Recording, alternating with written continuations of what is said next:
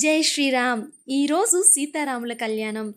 మధ్యాహ్నం అందరం శ్రీరాముడి కళ్యాణం చూసే ఉంటాము, కల్లారా చూసుంటారు కదా. ఇప్పుడు సీతారాముల కళ్యాణం అయితే విందాము. ఈరోజు మనం వినబోయే పవిత్రమైన కథ శ్రీ సీతారాముల కళ్యాణ మహోత్సవం. ఈ కథను భక్తితో విన్నవారికి శాంతి, సంతోషం, ఐశ్వర్యం అయితే కలుగుతాయి. అయితే భక్తితో మన కథను ప్రారంభిద్దామా? జై శ్రీరామ్, జై శ్రీరామ్. ఫస్ట్ నుంచి కథ అయితే నేను మీకు చెప్పాలనుకుంటున్నాను. ఫస్ట్గా శ్రీరాముడి అవతారం. అయోధ్య అనే పవిత్రమైన నగరంలో దశరథ మహారాజు పరిపాలిస్తూ ఉండేవాడు. ఆయన చాలా కాలం వరకు సంతానం లేకపోవడంతో పుత్రకామేష్టి యోగం చేయడం వల్ల ఆ యజ్ఞ ఫలంగా శ్రీ మహావిష్ణు స్వయంగా శ్రీరాముడిగా అవతరిస్తాడు. అలాగే లక్ష్మణుడు, భరతుడు, శత్రుఘ్నులు కూడా జన్మిస్తారు. ఇలా బాల్యంలోనే శ్రీరాముడు ధర్మం, వినయం, శౌర్యం కలిగిన వాడై ఎదిగాడు. ఇక విశ్వామిత్ర మహర్షితో ప్రయాణం. ఒకరోజు విశ్వామిత్ర మహర్షి దశరథుని వద్దకు వచ్చి, నీ కుమారుడు రాముడు నా యజ్ఞాన్ని రక్షించాలి అని అడిగాడు. అప్పుడు శ్రీరాముడు, లక్ష్మణుడు మహర్షితో కలిసి అడవికైతే వెళ్ళారు. అక్కడ రాక్షసుల్ని సంహరించి మహర్షి యజ్ఞాన్ని విజయవంతంగా చేశారు. ఇక మిథిలా నగరానికి ప్రవేశిస్తే తర్వాత విశ్వామిత్రుడు రామ లక్ష్మణులను తీసుకొని మిథిలా నగరానికైతే తీసుకువెళ్ళాడు.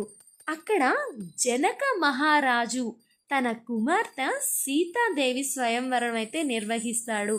ఆ స్వయంవరంలో ఒక గొప్ప నియమం అయితే ఉంది.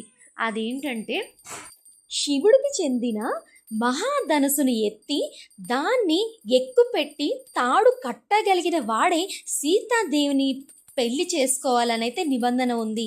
ఎంతోమంది రాజులు ప్రయత్నించారు, కానీ ఎవ్వరూ ఆ ధనుసుని కదిలించలేకపోయారు. అప్పుడు విశ్వామిత్రుడు రాముణ్ణి చూశాడు. శ్రీరాముడు భక్తితో ముందుకు వెళ్ళి ఆ ధనుసుని ఎత్తి సులభంగా విరిచేశాడనమాట. అప్పుడు సీతాదేవి వరమాల. ఆ దృశ్యం చూసి అందరూ ఆశ్చర్యపోయారు. సీతాదేవి సిగ్గుతో శ్రీరాముడు దగ్గరికి వెళ్ళి వరమాల అయితే వేసింది. అది ఒక దివ్యమైన క్షణం. దేవతలు కూడా పూల వర్షం అయితే కురిపించారు. ఇక వివాహం ఏర్పాట్లకు వస్తే జనక మహారాజు ఆనందంతో దశరథుడికి సమాచారం అయితే పంపించాడు. అప్పుడు అయోధ్య నుండి దశరథ మహారాజు కుటుంబంతో అయితే విచ్చేశారు. అక్కడ గొప్ప వివాహ ఏర్పాట్లు అయితే జరిగాయి. ఇక సీతారాముల కళ్యాణం వేద మంత్రాల మధ్య అగ్ని సాక్షిగా శ్రీరాముడు సీతాదేవి వివాహం అయితే జరిగింది. తాళి కట్టే సమయంలో అందరూ జై శ్రీరామ్, జై శ్రీరామ్ అని అయితే అన్నారు. ఆ క్షణం భూమి, ఆకాశం, దేవతలు అన్నీ ఆనందంతో నిండిపోయాయి. వివాహ అనంతరం మహర్షులు, దేవతలైతే ఆశీర్వదించారు. ఈ దివ్య కళ్యాణాన్ని చూసిన వారందరికీ సర్వ శుభాలు కలుగుతాయని అయితే అన్నారు. ఈ పవిత్రమైన సీతారాముల కళ్యాణం కథను భక్తితో విన్న మీ అందరికీ సీతారాముని ఆశీర్వాదాలు ఎల్లప్పుడూ ఉండాలని మనస్ఫూర్తిగా కోరుకుంటున్నాను. జై శ్రీరామ్, జై శ్రీరామ్. అలాగే ఈ వీడియో నేను చేయడానికి గల కారణం ఏంటి అనేది నేను ఇప్పుడైతే మీకు ఎక్స్ప్లెయిన్ చేశాను, వినండి. అండ్ అలాగే ఈ వీడియో మీకు నచ్చితే చిన్న లైక్ ఇచ్చి సపోర్ట్ చేయండి. Thank you so much. అందరికీ నమస్కారం అండి. నేను ఇక్కడ ఒక చిన్న విషయం చెప్దాం అనుకుంటున్నాను. ఈ వీడియో చేయడానికి ఒక చిన్న కారణం అయితే ఉంది. నేను ఈరోజు సీతారాముల కళ్యాణం కదా, అందుకని చెప్పి శ్రీరామదాస్ మూవీ అయితే చూశాను. చూసిన తర్వాత ఆ శ్రీరాముడు భక్తి, ఆ భక్తుడు ప్రేమ, ఆ కళలో కనిపించిన అనుభూతి నా మనసుకు ఎంతో అనిపించింది అనమాట.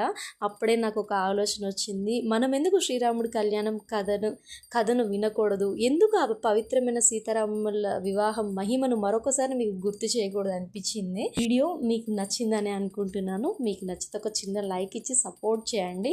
అండ్ అలాగే ఇంకా ఇలాంటి మంచి వీడియోస్ కావాలంటే నాకు ప్లీజ్ కామెంట్ చేయండి. మీరు కామెంట్ చేయట్లేదు, నాకు కామెంట్ చేయండి. నేను చేసే వీడియోస్ మీకు నచ్చుతున్నాయా లేదా, మీకు ఎలా అనిపిస్తున్నాయి, మీకు అర్థమయ్యేటట్టు చెప్తున్నానా లేదా కూడా నాకు చిన్న కామెంట్ అయితే చేయండి.